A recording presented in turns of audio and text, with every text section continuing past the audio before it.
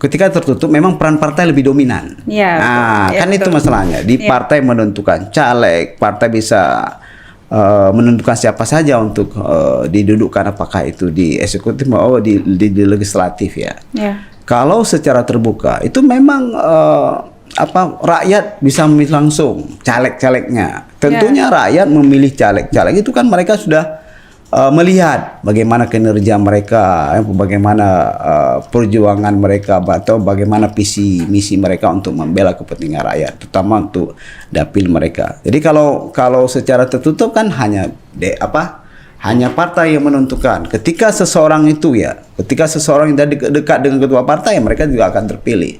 Tapi kalau terbuka kan enggak. Siapa yang bekerja, siapa yang caleg-caleg yang rajin, ya kan, yang dia memang betul-betul akan terpilih. Kalau tertutup kan belum tentu. Siapa dekat dengan ketua partai, mereka akan dipilih.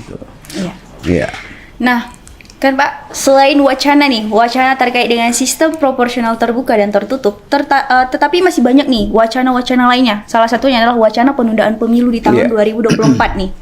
Nah, tanggapan Bapak nih sebagai akademisi lagi, dari kacamata Bapak sebagai seorang akademisi, melihat hal tersebut itu seperti apa, Pak? Apakah wacana tersebut akan memang direalisasikan di tahun 2024 atau bagaimana, Pak? Saya pikir ketika digulirkan wacana penundaan pemilu atau pembatalan pemilu, ini bertentangan dengan konstitusi loh.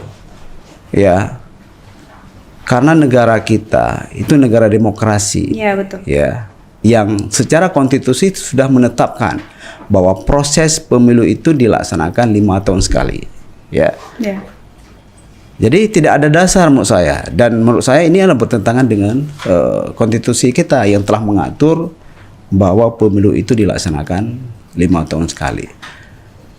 Dan saya pikir ketika wacana-wacana ini digulirkan, pemikiran saya ini bukan membangun bangsa, malah merusak bangsa. Ini kan belum menjamin, ya.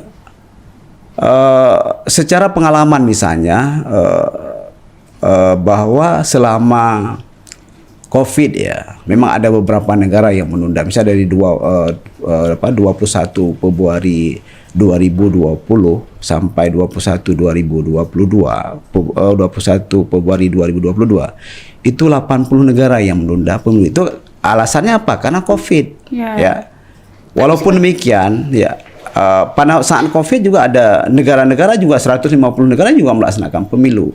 Jadi secara konstitusi juga mengatur bahwa pemilu itu boleh ditunda ketika misalnya ada keadaan yang membahayakan. Tapi kan selama ini nggak ada, ya kan? Dan menurut saya kalau pemilu 2024 yang sudah berlangsung ini ditunda, itu juga menjadi satu barometer bahwa kepemimpinan Pak Jokowi itu nggak berhasil. Ya, jadi dianggap berhasil juga bagaimana kemudian Pak Jokowi mempersiapkan pemilu ini berlangsung dengan baik. Bukan malah membatalkan atau menunda, itu akan bertentangan dengan konstitusi kita. Ketika misalnya dibatalkan, pertama harus amandemen undang-undang dulu, karena undang-undang sudah mengatur itu. Jadi saya pikir memperumit masalah bukan menyelesaikan masalah. Berarti kalau wacana penundaan pemilu itu sebenarnya dilakukan oleh oknum-oknum yang merasa bahwa pemilu ini harus ditunda karena ada hal-hal tertentu yang akan dilaksanakan di tahun yang akan datang. Iya, saya pikir ini kan try and error ya, coba-coba. Tapi secara konstitusi memang bertentangan ketika pemilu ini ditunda. Ya, jadi nggak ada dasar secara aturan atau undang-undang kita. Karena undang-undang sudah mengatur itu, ya. Selama proses demokrasi itu berlangsung 5 tahun sekali. Jadi kan nggak ada alasannya, laksanakan aja. Saya pikir semua kita harus mendorong ya pemilu 2024 itu berjalan dengan sukses dan aman, damai dan demokratis tentunya. Iya, iya.